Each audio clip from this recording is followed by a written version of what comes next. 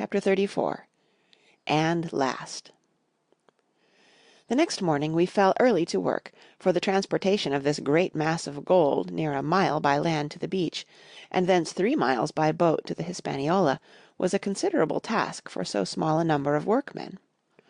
The 3 fellows still aboard upon the island did not greatly trouble us. A single sentry on the shoulder of the hill was sufficient to ensure us against any sudden onslaught, and we thought, besides, they had had more than enough of fighting. Therefore the work was pushed on briskly. Gray and Ben Gunn came and went with the boat, while the rest, during their absences, piled treasure on the beach. 2 of the bars, slung in a rope's end, made a good load for a grown man, one that he was glad to walk slowly with. For my part, as I was not much use at carrying, I was kept busy all day in the cave, packing the minted money into bread bags. It was a strange collection, like Billy Bones's hoard for the diversity of coinage, but so much larger and so much more varied, that I think I never had more pleasure than in sorting them.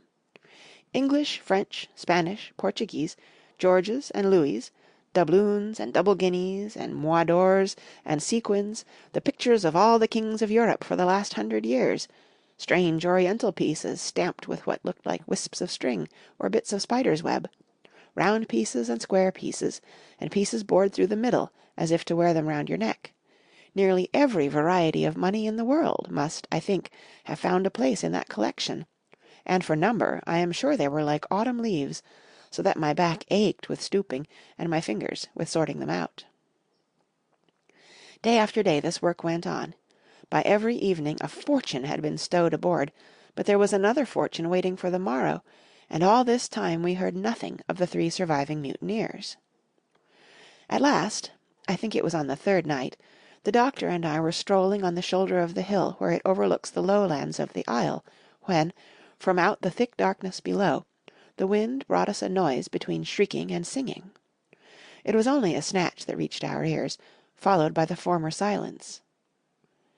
"Heaven forgive them," said the doctor, "'tis the mutineers."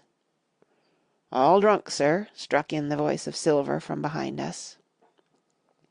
Silver, I should say, was allowed his entire liberty, and, in spite of daily rebuffs, seemed to regard himself once more as quite a privileged and friendly dependent.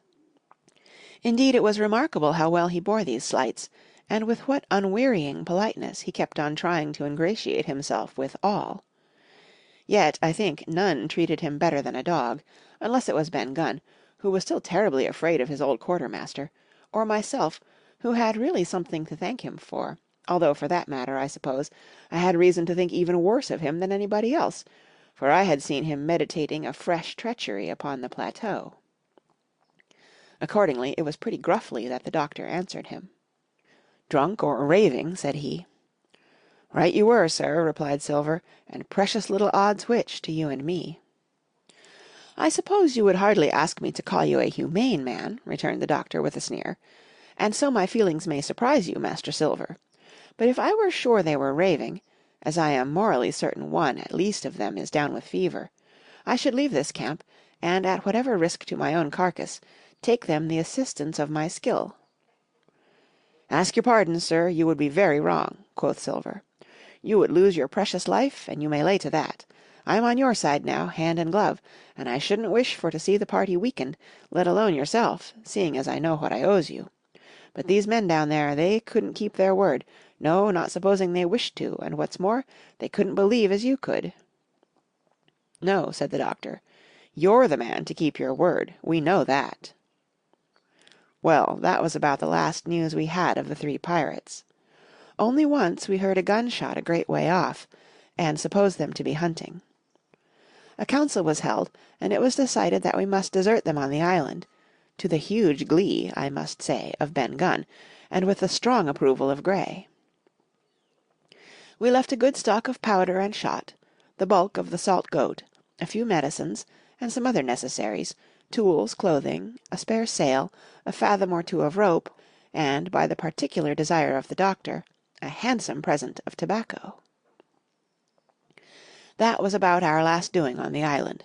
Before that, we had got the treasure stowed, and had shipped enough water and the remainder of the goat meat, in case of any distress, and at last, one fine morning, we weighed anchor, which was about all that we could manage, and stood out of North Inlet, the same colours flying that the captain had flown and fought under at the Palisade. The three fellows must have been watching us closer than we thought for, as we soon had proved. For, coming through the Narrows, we had to lie very near the southern point, and there we saw all three of them kneeling together on a spit of sand, with their arms raised in supplication. It went to all our hearts, I think, to leave them in that wretched state, but we could not risk another mutiny, and to take them home for the gibbet would have been a cruel sort of kindness. The doctor hailed them, and told them of the stores we had left, and where they were to find them. But they continued to call us by name, and appeal to us, for God's sake, to be merciful, and not leave them to die in such a place. At last, seeing the ship still bore on her course, and was now swiftly drawing out of earshot, one of them, I know not which it was, leapt to his feet with a hoarse cry, whipped his musket to his shoulder, and sent a shot whistling over Silver's head, and through the mainsail. After that we kept under cover of the bulwarks, and when next I looked out they had disappeared from the spit, and the spit itself had almost melted out of sight in the growing distance. That was, at least, the end of that, and before noon, to my inexpressible joy, the highest rock of Treasure Island had sunk into the blue round of sea. We were so short of men that every one on board had to bear a hand, only the captain lying on a mattress in the stern and giving his orders, for, though greatly recovered, he was still in want of quiet. We laid her head for the nearest port in Spanish America, for we could not risk the voyage home without fresh hands, and as it was, what with baffling winds and a couple of fresh gales, we were all worn out before we reached it. It was just at sundown when we cast anchor in a most beautiful landlocked gulf, and were immediately surrounded by shore boats full of negroes and Mexican Indians and half-bloods selling fruits and vegetables and offering to dive for bits of money. The sight of so many good-humoured faces, especially the blacks, the taste of the tropical fruits, and above all the lights that began to shine in the town, made a most charming contrast to our dark and bloody sojourn on the island, and the doctor and the squire, taking me along with them, went ashore to pass the early part of the night. Here they met the captain of an English man-o'-war, fell in talk with him, went on board his ship, and, in short, had so agreeable a time that day was breaking when we came alongside the Hispaniola. Ben Gunn was on deck alone, and as soon as we came on board he began, with wonderful contortions, to make us a confession. Silver was gone. The Maroon had connived at his escape in a shore-boat some hours ago, and he now assured us he had only done so to preserve our lives, which would certainly have been forfeit if "that man with the one leg had stayed aboard." But this was not all. The sea-cook had not gone empty-handed. He had cut through a bulkhead unobserved, and had removed one of the sacks of coin, worth, perhaps, 300 or 400 guineas, to help him on his further wanderings. I think we were all pleased to be so cheaply quit of him. Well, to make a long story short, we got a few hands on board, made a good cruise home, and the Hispaniola reached Bristol just as Mr. Blandley was beginning to think of fitting out her consort. 5 men only of those who had sailed returned with her. Drink and the devil had done for the rest, with a vengeance, although, to be sure, we were not quite in so bad a case as that other ship they sang about.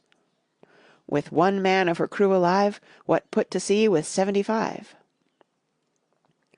All of us had an ample share of the treasure, and used it wisely or foolishly, according to our natures.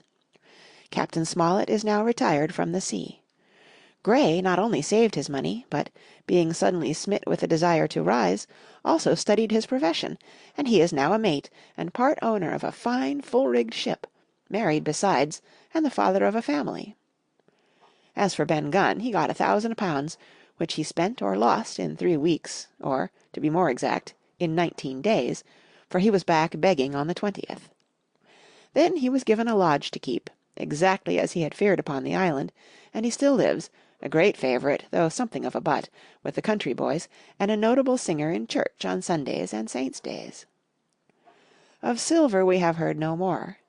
That formidable seafaring man with one leg has at last gone clean out of my life, but I dare say he met his old negress, and perhaps still lives in comfort with her and Captain Flint. It is to be hoped so, I suppose, for his chances of comfort in another world are very small. The bar silver and the arms still lie, for all that I know, where Flint buried them, and certainly they shall lie there for me. Oxen and wain ropes would not bring me back again to that accursed island, and the worst dreams that ever I have are when I hear the surf booming about its coasts, or start upright in bed, with the sharp voice of Captain Flint still ringing in my ears, "Pieces of 8! Pieces of 8!" End of chapter 34 and the end of Treasure Island by Robert Louis Stevenson.